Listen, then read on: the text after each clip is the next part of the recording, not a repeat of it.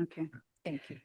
So at paragraph 60 and 61 of your statement, you say that on the 24th of April, 2025, you telephonically engaged Lieutenant General Mkhwanazi.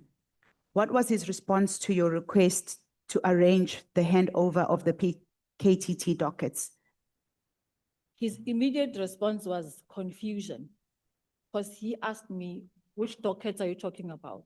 So I told him that these are the TKTT dockets in line with the disbandment letter. And I think one of the actions was that the dockets should be handed over to SVC, murder and robbery. Gen Mkhwanazi was really confused and he didn't know what I was talking about. And I think one of the things he asked me was, how did the docket even get to Pretoria?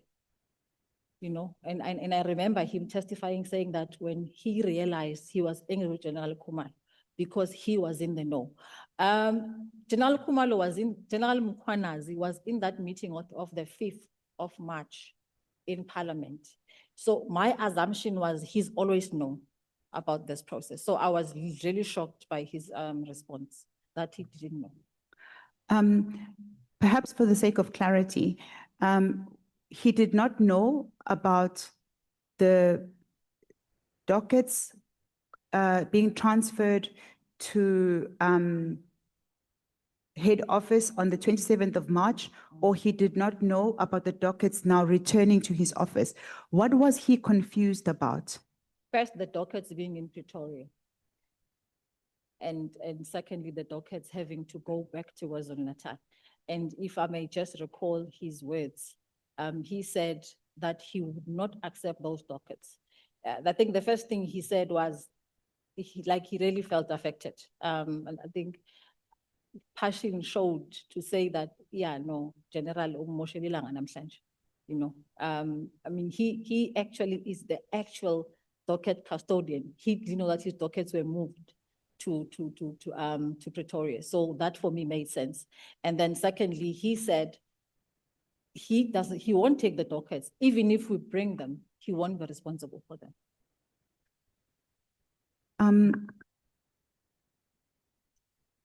Honorable Sokanyile, look at me. Honorable Sokanyile is this one. Oh, okay, sorry. She says the microphone is below your cheek. I apologize. I feel as if I've got a very strong voice. So as I speak, I actually can hear an echo. I apologize for that. Lieutenant General, you were responding to what was his confusion, and where you left off is at paragraph 61, where you said, "Waze wangimoshela ilanga, General," and you were explaining where the confusion emanated from. Yeah. Him being the actual docket custodian in the province, he is the #1 cop in the province, was not in the know that the dockets were removed from the province into Pretoria. I remember testifying, sitting in the chair, him saying that he was angry with General Khumalo as to why did he move the dockets. That was the first part. And then the second part was when then he said, I will not take the dockets. So he refused to take them. And then thirdly, he said, even if you bring the dockets to KwaZulu-Natal, I will not be responsible for them. So that is the PC basically saying that if you bring them, you will work with them, work on them with your people, and I won't get involved.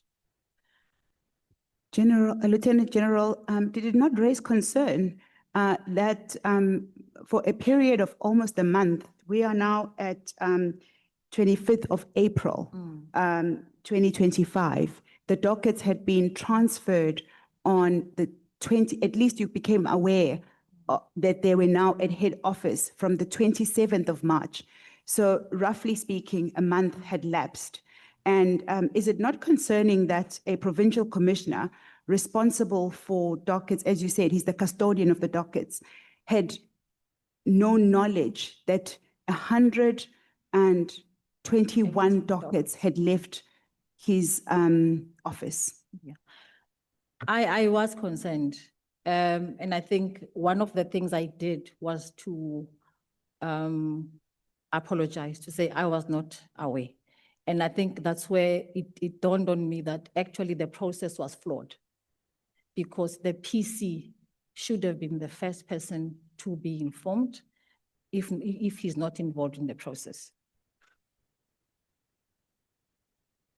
So the dockets, as they said at head office on the 27th of March for a period of a month, they were, basically your evidence is that they may have been improperly transferred. If the PC was not involved, if the PC was not informed, and I think I did say in my statement that for me, the whole process was suspicious. What would have been the status of dockets that belong to another province under a particular provincial commissioner being at head office without the knowledge of the provincial commissioner? If in fact the process was flawed, as you have testified, what was the status then of the dockets for which you were busy implementing a disbandment plan for? I want to give an example of a recent incident of yesterday where I got a call from a province requesting that we actually, the family was refusing to work with the police in the province. And it happens a lot of times. So we intervene and we can then look for a team that will take the docket over. It could be at national, it could be in another province, but it is done together with the province or the provincial commissioner. So dockets are not moved without the knowledge of the provincial commissioner. I think about 2 weeks ago, we had a similar matter where we experienced a security breach in one of our critical meetings on operations, and we had to engage the province that based on the security breach, our mitigating action would be removing the docket from the province. So it is not, it's for me, your standard practice of how we move dockets. Okay. Lieutenant General, once you became aware that there was something quite flawed about the process of the transfer of the dockets, and you were now tasked to be responsible for their transfer back to KZN. In essence, you were dealing with dockets whose status you were not certain of. What did you do? Did you perhaps take any steps to find out who actioned the transfer of the dockets? Because they are now sitting in your office. Khumalo and myself were the responsible people. And I think where the process was flawed, not only with us, but with the entire value chain, was the deliberate exclusion of the provincial commissioner. And I can safely say that if that didn't happen, these committees wouldn't be sitting.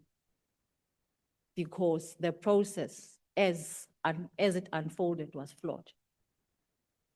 And my first action after General Mkhwanazi was not to call the DNC, because I already knew what his sentiments were around the dockets for them being in Pretoria. I called the National Commissioner first to say, General Masamula, I engaged with General Mkhwanazi and this is his feedback on the dockets. Did you engage the National Commissioner only telephonically, or was there anything in writing? Telephone.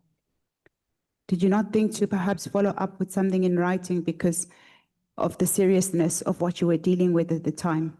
I didn't. I think I acted on my feet at the time. Probably, I think as an operative, I opted for strategic distancing.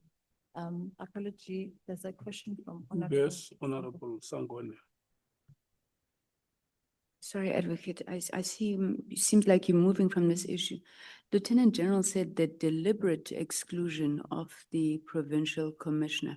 What does she mean by that? Because she said both her and General Khumalo were responsible. So did you deliberately exclude the provincial commissioner? I wouldn't say so. Now, if I look at the events, as I said earlier, that I was not there in the beginning. So my thinking would have been that the PC when that letter was disseminated, it would have been informed. But realizing that actually he wasn't. And for me to be bold enough to call him on something that he was not aware of, then I realized, maybe I can use vendor and say, raw kaka. I think we made an error in judgment. All of us in the value chain. You blundered. We definitely blundered. Rokaka. Yeah, raw kaka. Body water.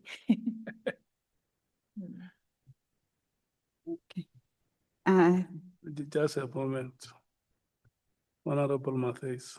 Right, thank you, Chair. Mine is also just to follow up on Honorable Sangoni. Do you think we can actually consider this just a blunder?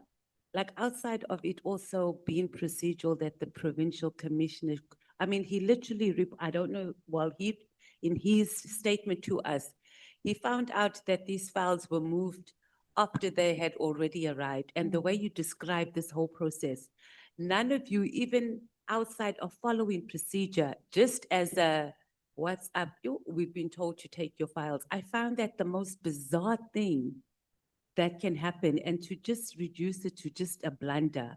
I'm not sure, because even the members, and we also asked the Lieutenant General this question, even the team who put the files together did not say to him, they're coming to collect the files. There's something that someone is not telling us, because it's not possible that someone would have not even if it was procedural that he didn't need to be included, that someone would not whisper and say, yeah, you better follow up on the files. It's not possible. And perhaps you can tell us outside of a blunder, because there has to be another explanation, Lieutenant General. Thank you.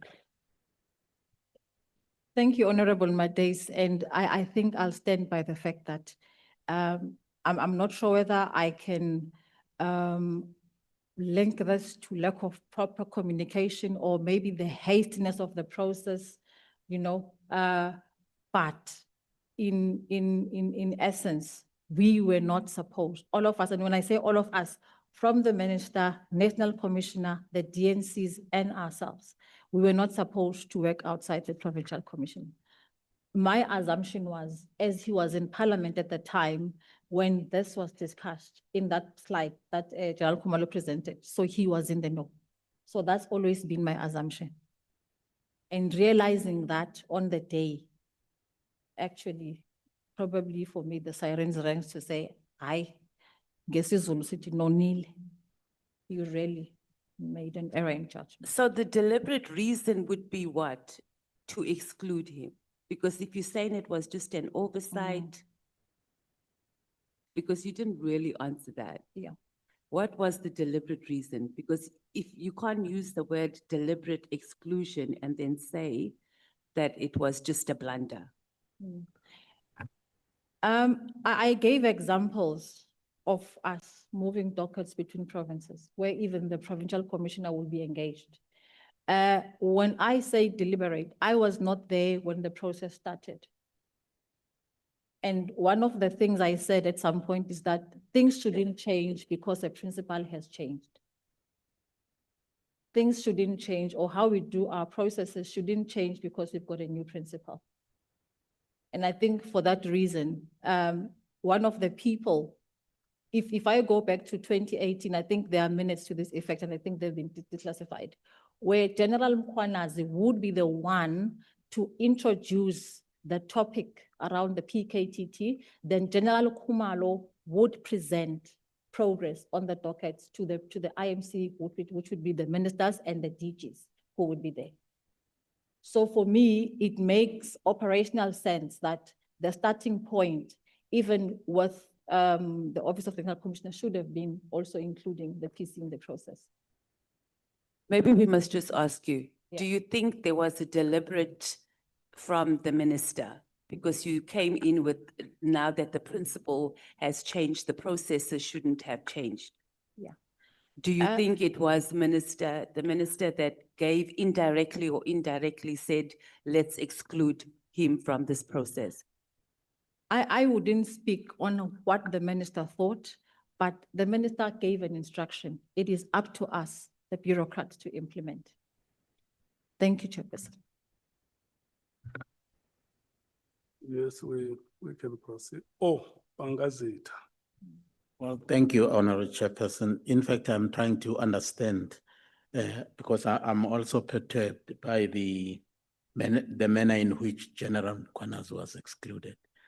There was a time when Major General Mkhwanazi was actually spoken to, forewarned that the files would be coming in his way and that he should actually be prepared to receive them. And apparently he was not around, and a Brigadier Kunene was informed. And he expressly said that he was not prepared to accept those files unless The PC. Lieutenant General Mkhwanazi is actually informed. So why was he not informed, even at the advice of Brigadier Kunene? Thank you, Honorable. I can take you back to what I said, that when the handing over was supposed to take place, my intention was to go to the PC. The only reason Kunene was engaged was because of my workload and I couldn't be able to go to the province. So exclusion didn't start there. This was way into the process, but he should have been involved from the beginning of the process. And I gave an example of the previous IMC sittings where General Mkhwanazi led the discussions on the PKTT, and I think all of those are outlined in the minutes of those meetings. So you can clearly see the significant role that he played in the process. Thank you, Honorable Chair. Lieutenant General, at page 87 of the bundle,